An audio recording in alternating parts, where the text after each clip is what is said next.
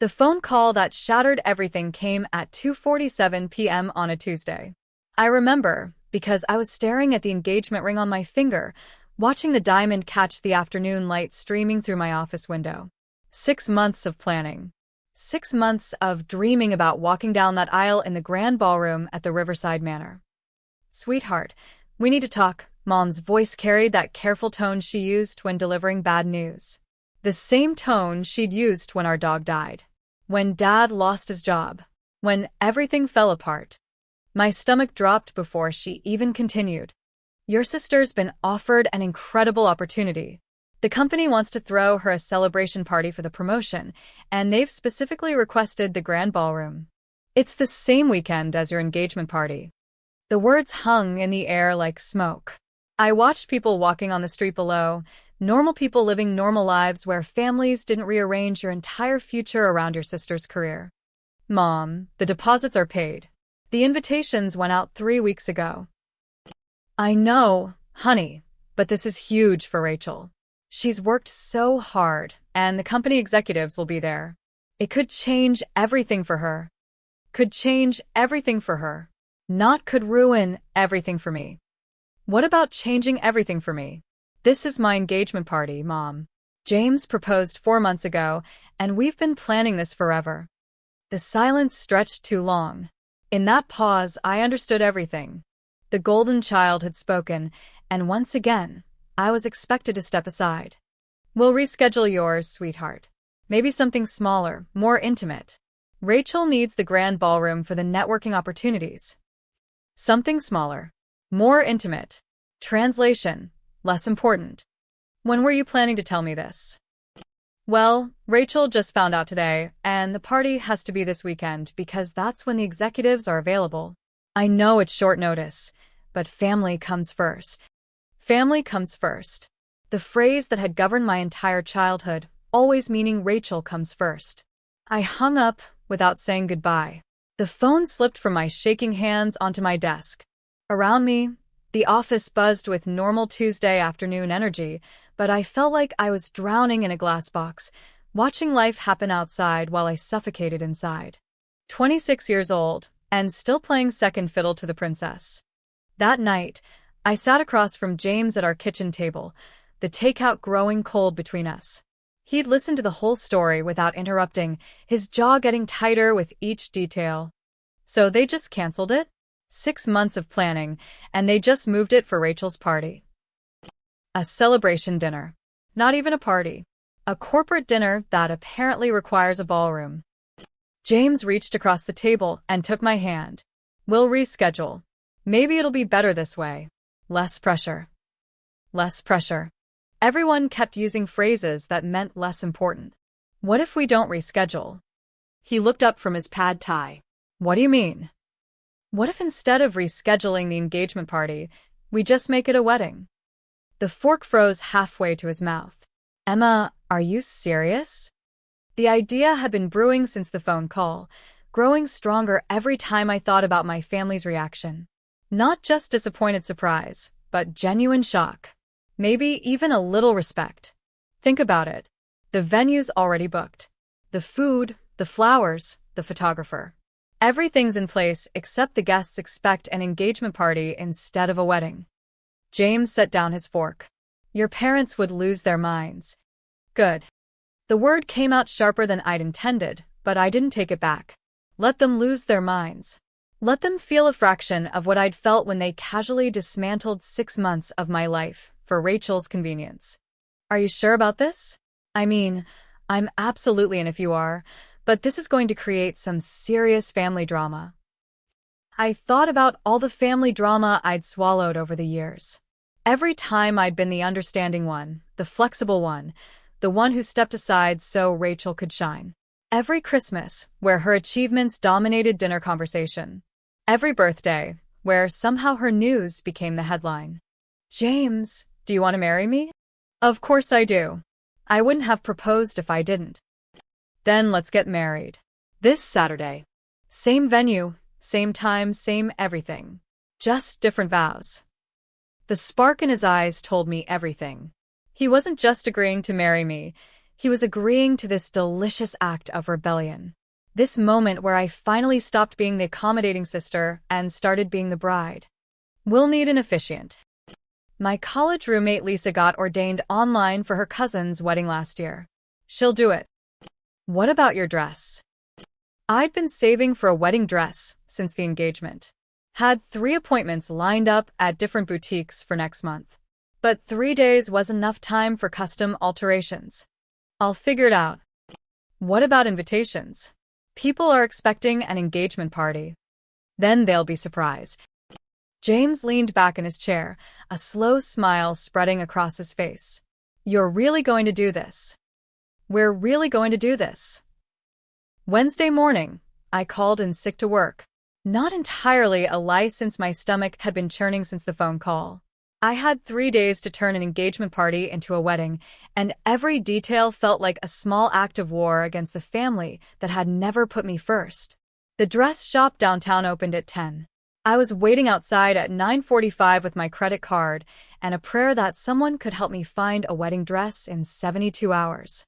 The owner, Mrs. Chun, listened to my story with increasing amazement. Not the real story, of course. I told her about a sudden opportunity, of romantic impulse, the kind of love story that magazines write about. I didn't tell her about years of standing in my sister's shadow, about the phone call that had finally pushed me over the edge. 3 days is very tight but not impossible. What size are you? We found a simple but elegant dress in ivory silk. Off the rack, but it fit like it had been made for me. Mrs. Chen's seamstress could have it altered by Friday afternoon. You're taking a big leap, Mrs. Chen said as she pinned the hem. Spur-of-the-moment weddings can be magical, but they can also be disasters? I was going to say memorable, but yes, sometimes disasters. I looked at myself in the 3-way mirror. The dress was perfect. Simple, classic, nothing like the elaborate gown I dreamed about for years. But it was mine, chosen by me, for a wedding that would finally be about me. I think I'm ready for memorable. Thursday, the calls started. First Rachel, furious that I wasn't answering Mom's attempts to discuss backup venues for the rescheduled engagement party. Emma, you're being ridiculous. This is a huge opportunity for me, and you're acting like a child. I'm acting like someone whose plans were canceled with 3 days' notice. It's just a party. We can have another party anytime. Just a party. The phrase that summed up how my family saw everything important to me. You're right, Rachel. It's just a party. I hope yours goes well. I hung up and turned off my phone. James had taken the day off too, handling the efficient situation and making sure the venue knew about the last-minute change. The coordinator at Riverside Manor had been surprisingly accommodating when he explained that we wanted to surprise everyone by turning the engagement party into a wedding. How romantic, she'd gushed. Your guests will be so shocked and delighted. Shocked, definitely. Delighted remained to be seen. Friday afternoon, I picked up the dress. It was perfect. Mrs. Chun had added tiny pearl buttons down the back and a subtle train that made me feel like royalty. For the first time in days, I smiled without forcing it. You look radiant, she said. Your fiancé is a lucky man. I'm the lucky one. Standing in that fitting room, wearing my wedding dress 24 hours before my secret wedding, I felt something I hadn't experienced in years. Excitement about my own life. Not anxiety about Rachel's reaction, not worry about family drama, just pure anticipation for walking down the aisle to marry the man I loved. That evening, James and I did a final run-through with Lisa, who had driven up from Portland to officiate. She was just as excited about the surprise element as we were. This is either the most romantic thing ever or the most chaotic, she said, but either way, it's going to be unforgettable. We practiced the vows in our living room, using his engineering textbook as a stand-in Bible. The words felt different knowing that tomorrow we'd say them for real, in front of everyone we cared about, whether they expected it or not. Are you nervous? Lisa asked as she packed up her notes. Terrified, I admitted. But not about marrying James. About everything else. The best weddings have a little chaos, she said. It means something real is happening. Saturday morning dawned gray and drizzly, the kind of weather that makes you want to stay in bed with coffee and regrets. I woke up at 5, too excited and terrified to sleep. James was already awake beside me, staring at the ceiling.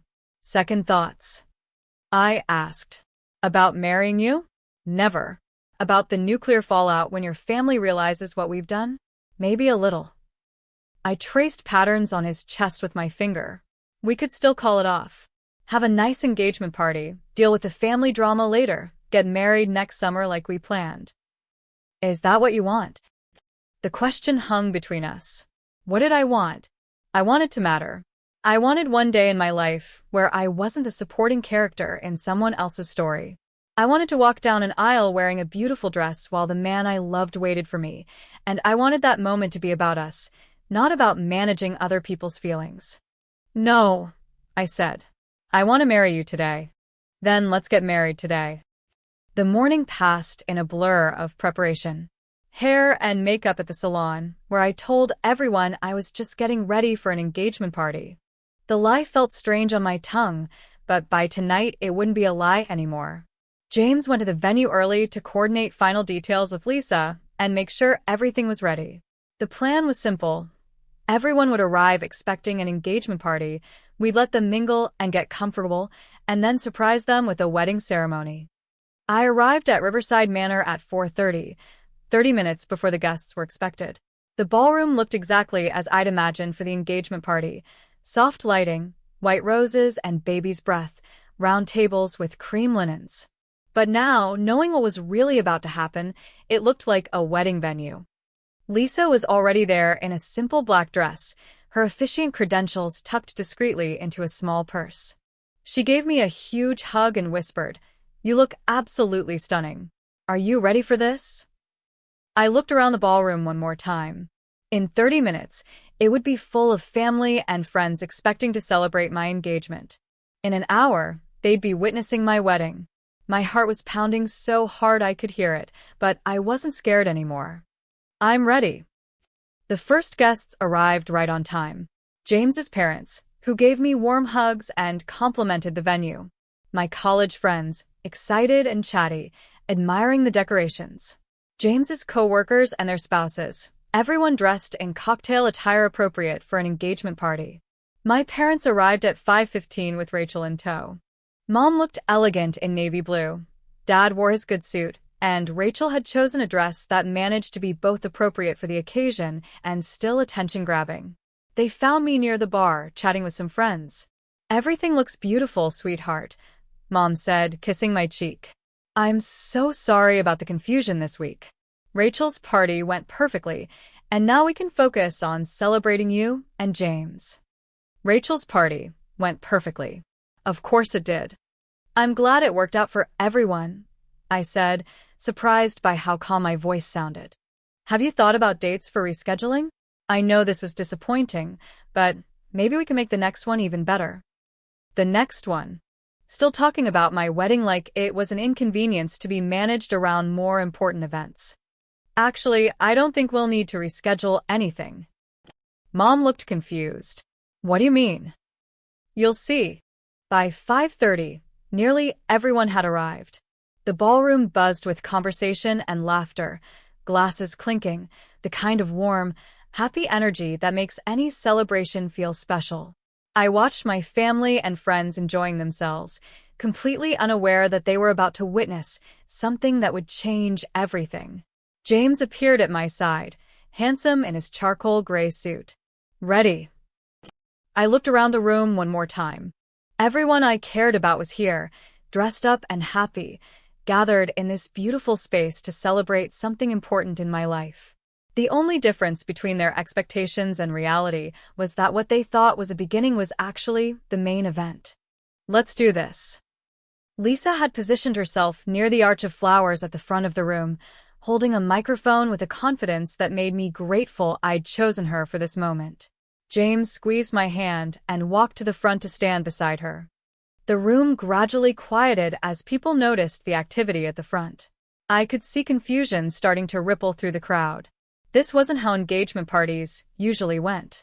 "Good evening, everyone," Lisa said, her voice carrying clearly through the room. "Thank you all for being here tonight.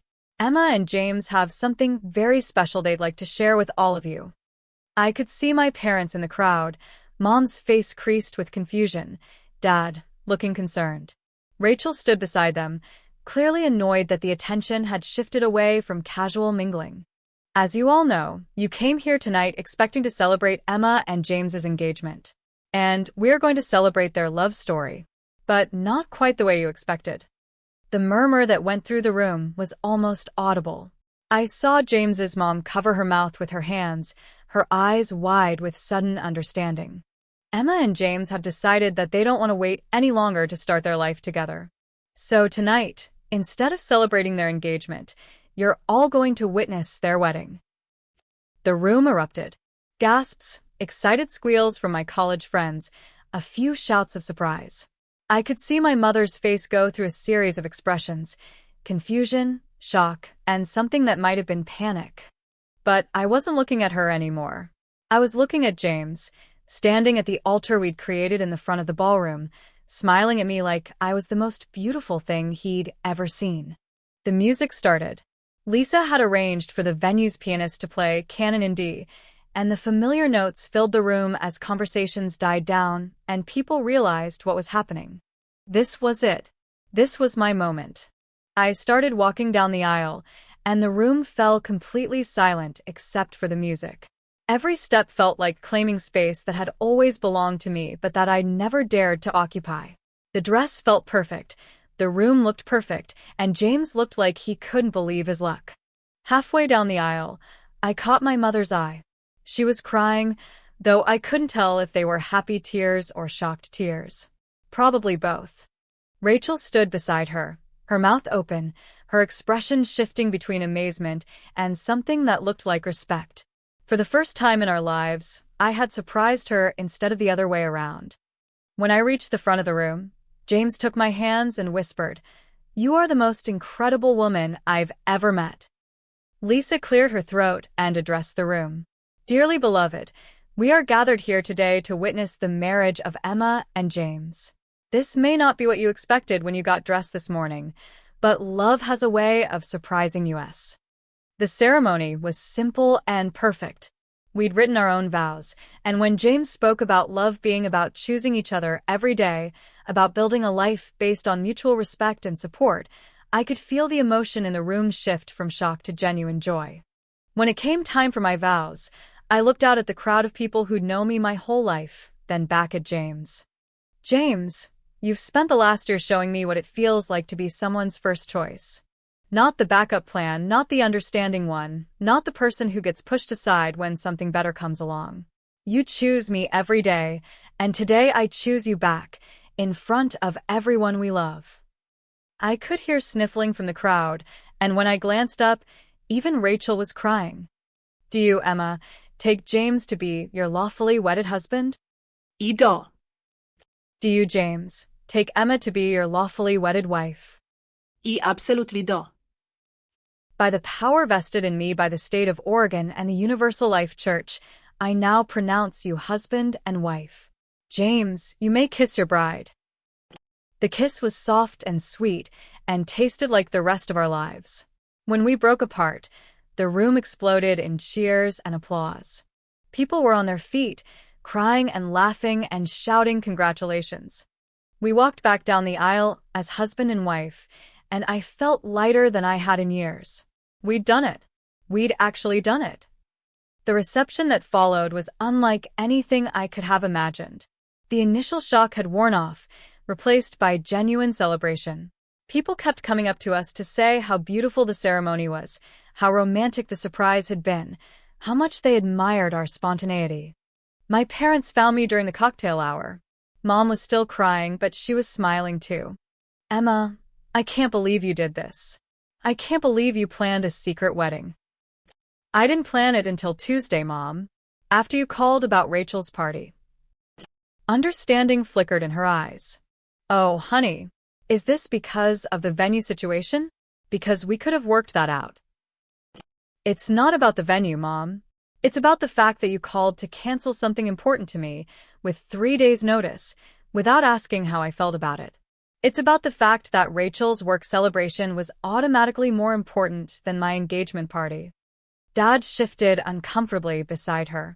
We just thought you'd be flexible. You always are. Maybe I don't want to be flexible anymore. Maybe I want my life to matter too. Mom reached for my hands. Your life has always mattered, sweetheart. Has it?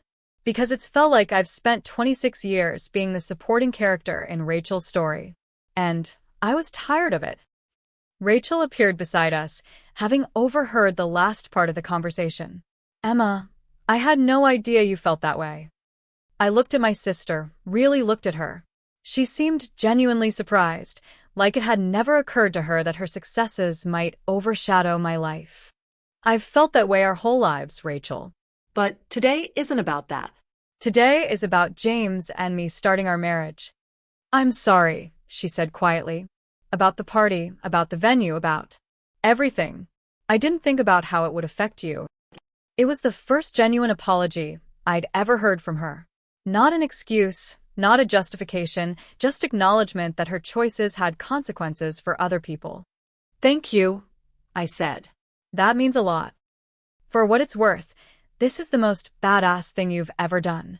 I'm actually impressed. Coming from Rachel, who'd built her entire identity around impressive achievements, that was high praise. The rest of the evening passed in a blur of dancing, toasts, and laughter. James's best man gave a speech about how James had been planning to propose for months, only to have his bride beat him to the punch by planning a secret wedding. My college roommate talked about how she'd never seen me happier than I was tonight. But the moment that stayed with me was when the DJ played our first dance song, and James and I swayed together in the middle of the dance floor, surrounded by everyone we loved. For the first time in my life, I was the center of attention in my own family, and it felt exactly right. No regrets. James whispered in my ear. I looked around the room. My parents were dancing together, both of them smiling. Rachel was deep in conversation with Lisa about wedding planning. James's family was taking pictures with the flowers. Everyone looked happy, genuinely happy, to be celebrating our marriage. No regrets, I said. You? Just one. My heart skipped. What? I regret that I didn't think of this first. You're incredible, Emma Turner. That's Emma Mitchell now, remember? How could I forget? I married the most amazing woman in the world today. As the song ended and people applauded, I realized that this was what I'd been missing my entire life. Not the wedding, not the attention, but the feeling that my choices mattered. That my happiness was worth fighting for. That I deserved to be my own first priority. The party continued until nearly midnight, but James and I slipped away around 11 to go to our hotel room. We decided to postpone the honeymoon until we could plan something properly, but we'd booked a suite at the boutique hotel downtown for our wedding night. As I changed out of my wedding dress and into the silk nightgown I'd bought for the occasion, I caught sight of myself in the bathroom mirror. I looked different. Not just the fancy hair and makeup, but something deeper. I looked like someone who'd finally figured out how to stand up for herself. James was sitting on the edge of the bed when I came out of the bathroom, already changed into pajama pants and a t-shirt, his tie and jacket draped over the chair. Come here, Mrs. Mitchell. I crossed the room and sat beside him. How does it feel to be married to a rebel? Pretty amazing, actually. Though I have to ask, what happens now? With your family, I mean. It was a good question. I'd been so focused on the wedding itself that I hadn't thought much about the aftermath. Would my parents be angry? Would Rachel go back to expecting me to accommodate her schedule? Would anything actually change? Or had I just created a lot of drama for one symbolic moment? I don't know, I said honestly. But I think maybe that's okay. Maybe I don't need to have everything figured out. Maybe I just need to keep making choices that put us first. Us first, he repeated, like he was testing how the words sounded. I like that. We lay in bed talking until almost 2 a.m, replaying the evening, laughing about people's reactions, planning our actual honeymoon. It felt like the best sleepover ever, except we were married now, and this was the first night of the rest of our lives. When I finally fell asleep, I had the best dream I'd had in years. I was standing in a beautiful garden, wearing a crown of flowers, and everyone I loved was there celebrating something wonderful.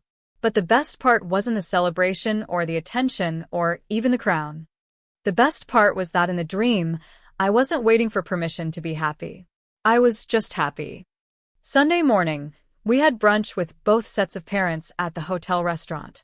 The conversation was careful at first, everyone still processing the surprise of the night before, but by the time we ordered our second round of mimosas, it felt almost normal.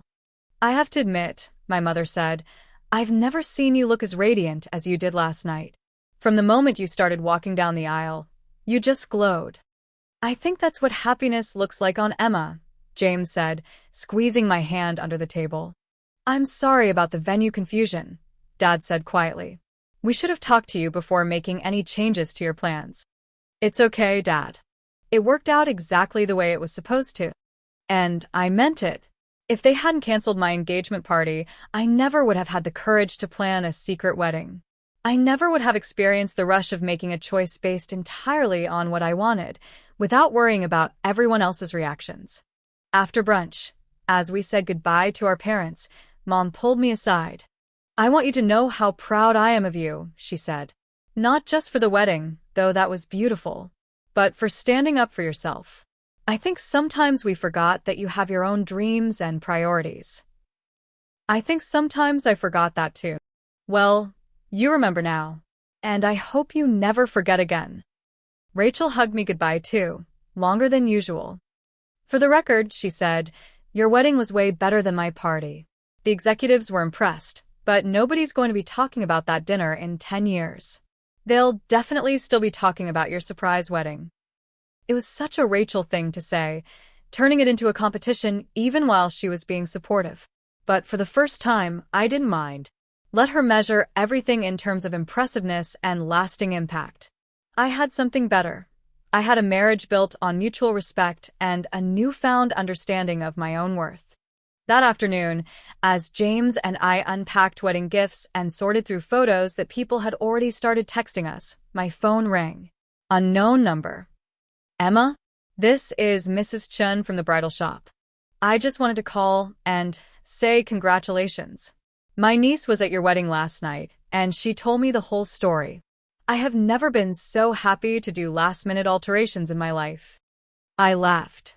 "Thank you so much. The dress was perfect." You know, in 30 years of selling wedding dresses, I've learned that the most beautiful brides are the ones who are marrying for the right reasons. Last weekend, when you came in, I could tell you were marrying for love. But I could also tell there was something else driving you. Something that made you brave. What do you think it was? "Self-respect," she said without hesitation. "You decided you were worth fighting for. That's the most beautiful thing any bride can wear." As I hung up the phone, I realized she was right. The dress had been lovely, the venue had been perfect, the surprise had been dramatic. But the most important thing I'd worn on my wedding day was the decision to prioritize my own happiness. 3 months later, I got a call from Rachel. She was planning her own engagement party, and she wanted my advice on venues. "I was thinking about the Grand Ballroom at Riverside Manor," she said.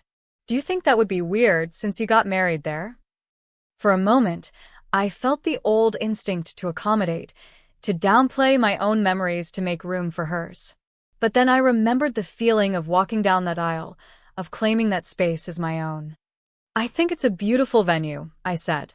"But I also think you should choose a place that feels like yours, not like you're following in my footsteps." She was quiet for a moment. "You're right. I want somewhere that feels like me and David, not like anyone else." "That's exactly what you should want." After we hung up, I smiled. For the first time in my life, I'd given my sister advice about her life choices instead of the other way around. And for the first time in her life, she'd listened. James found me in the kitchen, staring out the window at our small backyard garden. "Penny for your thoughts, Mrs. Mitchell. Just thinking about how different everything is now. Not just being married, but everything else too. The way my family treats me, the way I see myself, the way I make decisions." Different how? I used to ask permission for everything, even if it was just permission to be disappointed. Now I just Live. make choices, deal with consequences. It's scarier, but it's better. He wrapped his arms around me from behind. Want to know a secret? Always. I fell in love with the you that asked for permission. But I'm completely crazy about the you that plans secret weddings. I leaned back against his chest. Good thing you married her then. Best decision I ever made. Well, second best. The best decision was saying yes when she asked me to marry her 3 days before anyone expected it. I never asked you to marry me. I asked if you wanted to turn the engagement party into a wedding. Same thing, really. You were asking me to jump into the unknown with you. To choose love over convenience, excitement over safety, us over everyone else's expectations. He was right. In all my focus on surprising my family, on refusing to be the accommodating daughter one more time, I'd almost forgotten that James had been taking a leap of faith too. He could have said no, could have insisted we take the safer path, the one that wouldn't ruffle feathers or create family drama. Instead, he'd looked at me across our kitchen table and said yes to the adventure. Thank you, I said, turning in his arms. For saying yes, for planning everything with me, for walking into chaos because I needed to do something brave. Thank you for finally doing something brave. I was wondering when you were going to realize how amazing you are.